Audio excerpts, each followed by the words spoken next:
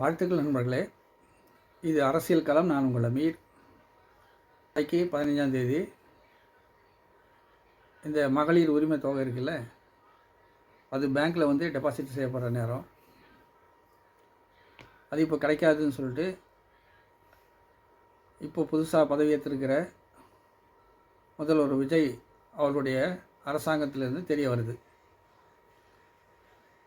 இது முதல்ல வந்து இது சரியாக அந்த 15ஆம் தேதி ஏன் அது டெபாசிட் ஆகணும், என்ன பிரச்சனைங்க அதில் அப்படின்னு சொல்லிட்டு பார்த்துருவோம். இப்போது திட்ட கமிஷன், இந்த பிளானிங் கமிஷன் சொல்கிறோம் இல்லையா, அந்த பிளானிங் கமிஷனுடைய ஒரு அறிக்கைப்படி நம்ம சில புள்ளி விவரங்களை மட்டும் நான் உங்களுக்கு சொல்லிடுறேன். ஏன் அதனுடைய பயனாளர்களை பற்றி முதல்ல பார்த்துருவோம். யார் அது பயனடைகிறாங்க, அந்த மகளிர் உரிமை தொகையினால் இது வரைக்கும் வழங்கப்பட்டிருந்த மகளிர் உரிமை தொகையினால் யாரால் பயனாளர்களாக இருக்கிறாங்க அப்படின்னு சொல்லிட்டு பார்த்துட்டா, கிராமப்புறம் 46 விழுக்காடு, நகர்ப்புறம் 16 விழுக்காடு பேர் வந்து இதில் பயனடைகிறாங்க. எல்லாமே பட்டியல் இனம் சார்ந்த மக்கள் தான், அதாவது விளிம்புநிலை மக்கள். இதில் வந்து 60 வயதுக்கு மேற்பட்டவங்க 15 விழுக்காடு பேர் இருக்காங்க. இந்த சிங்கிள் உமன் சொல்கிறோம் இல்லையா, அந்த சிங்கிள் உமன், பிரிந்து வாழ்பவங்க, டைவர்சி, திருமணம் பண்ணிக்காதவங்க, இவங்கெல்லாம் இருக்காங்க. இந்த லிஸ்ட்டில் வந்து 17 விழுக்காடு பேர் அவங்க இருக்காங்க. இதெல்லாம் வந்து யூஸருங்க, இதுதான் பயனாளர்கள் இதெல்லாமே. அப்போது வேலைக்கு போகாதவங்க இவங்க 3ல் 2 பங்கு 7 விழுக்காடு பேர் இதில் இருக்காங்க. அவங்க அந்த கல்வி அறிவு படிக்க முடியாத சூழலில் இருந்திருக்காங்களே, அதில் 32 விழுக்காடு பேர் வந்து இந்த மகளிர் உதவி தொகையின் மூலமா பயனடைகிறவங்க. மொத்தத்தில் எல்லாத்தையும் பார்த்தோன்னு சொன்னால் 99 விழுக்காடு பேர் வந்து விளிம்புநிலை மக்கள் தான் எல்லாமே. அதாவது கிராமப்புறம் மற்றும் நகர்ப்புறம் எல்லாமே சேர்த்து பார்த்தோன்னு சொன்னால் 99 விழுக்காடு பேர் வந்து இந்த கேட்டகரியில் வராங்க எல்லாமே. இதுதான் யூஸருங்க, இவங்கெல்லாம் பயனாளர்கள். இவங்க சரி, இவங்களுக்கு என்ன தேவைக்காக இது யூஸ் ஆகுது, இந்த பணம் கிடைக்குது இல்லையா, இது வரைக்கும் கிடச்சிட்டு இருக்குல்ல.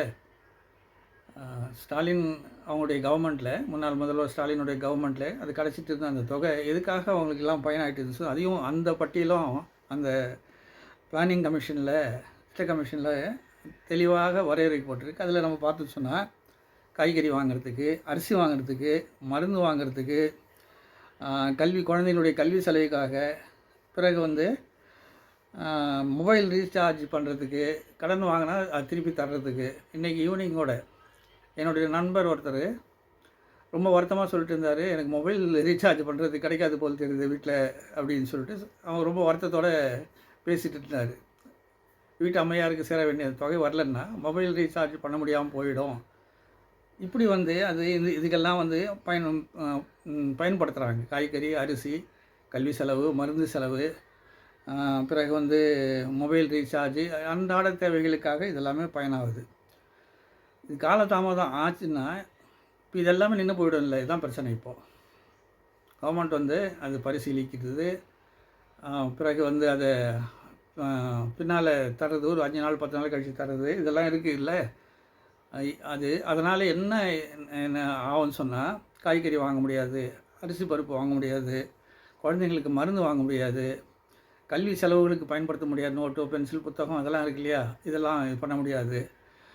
பிறகு வந்து இது மாதிரி முக்கியமான மொபைல் சார்ஜு, கடன் வாங்கி கடன் தர்ற அந்த நாளில் தர முடியாதவங்களுக்கு நீட்டிக்கணும், இல்லைன்னா கெஞ்சணும், கூத்தாடணும், யார்கிட்டையோ கடன் வாங்கணும். அதனால் வந்து அந்த சரியான நேரத்தில் அது வழங்கப்படுறது தான் வந்து இதுக்கு முடிவாக இருக்க முடியும். இப்போது இந்த மகளிர் உரிமை தொகையினால் இன்னும் வந்து என்னென்ன பயன்கள் சொன்னால், அவங்களுக்கு உள்ள தன்னம்பிக்கை, இந்த மகளிருக்கான ஒரு தன்னம்பிக்கை, யாரையும் சார்ந்து வாழாமல் வாழ்கிற ஒரு தைரியம், மனசில் தைரியம், சுயசார்பு தன்மை, இதெல்லாமே வந்து இதில் பெருகுது. அடுத்தது யாரிடமும் கையேந்து தேவையில்லை அப்படின்னு சொல்லிட்டு ஒரு மனோநிலையை இது உருவாக்குது. குழந்தைகளை வந்து நாம் பத்திரமாக வளர்த்து ஆளாக்க முடியும், கல்வி அறிவு கொடுத்து ஆளாக்க முடியும்னு சொல்லிட்டு இது எல்லாமே வந்து இந்த 15ஆம் தேதியில் வழங்கப்பட்டுட்டு இருந்த இந்த மகளிர் உரிமை தொகை முக்கியத்துவம், பயனாளர்கள், அது அந்த குறிப்பிட்ட நாளில் தரலன்னு சொன்னால் என்னென்ன நடக்கும்னு சொல்லிட்டு பின்விளைவுலேருந்து இவ்வளோ இருக்குது. இது வந்து நம்ம எப்படி சொல்லி ஊருக்கு நம்ம புரிய வைக்கிறதுன்னு புரிய மாட்டேங்குது. இது தயவுசெய்து புரிஞ்சுக்கணும். இது வந்து உடனுக்குடனே வந்து இந்த தொகையை வந்து கவர்மெண்ட்டு ரிலீஸ் பண்ணுறதுக்கான முயற்சிகள் இறங்கணும். இது வந்து வெறும் கட் ஷாட் இல்லை, ரீல்ஸ் கிடையாது. இது ரியல் லைஃப். இது புரிஞ்சுக்கணும்.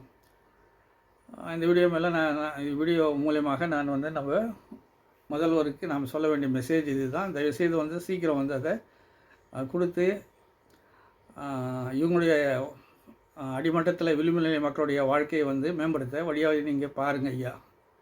நீங்கள் புதுசாக வந்து செய்கிறது ஒரு பக்கம் இருக்கட்டும், ஏற்கனவே நடந்துட்டு இருந்துச்சு இல்லையா, அதை வந்து திட்டங்களை வந்து தயவுசெய்து நீங்கள் உடனே அது அப்படியே வந்து அந்த ஃப்ளோலேயே போயிட்டே இருக்கட்டும். இதுதான் ஒரு பெரிய உங்ககிட்ட நாங்கள் எல்லாமே மக்களாகி நாம் கேட்டுக்கிறது. நன்றி.